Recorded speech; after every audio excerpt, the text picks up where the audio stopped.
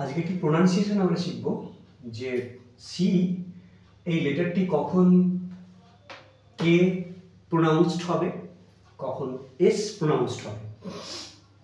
তো বলা আছে যে যখন C is followed by A O U and any consonant, সেক্ষেত্রে উচ্চারণটা হবে ক। যেমন কেস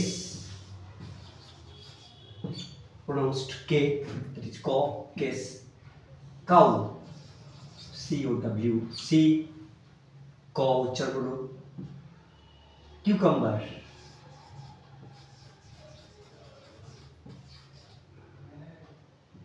ক উচ্চারণ হয়েছে। বা দেখা যায় যদি এটা across, ACROSSCR, consonant, consonant follows C. So এই ক্ষেত্রে উচ্চারণ হবে ক। কিন্তু যখন C will be followed by E, I and Y, সেক্ষেত্রে উচ্চারণ হবে স। দ্যাট মিনস সেন্ট, CENT, বিদেশি মুদ্রা সেন্ট। I, সার্কেল,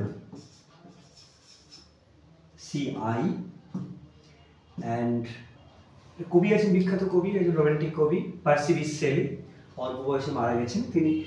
তার যে নাম পার্সি, CY, পার্সি বিসি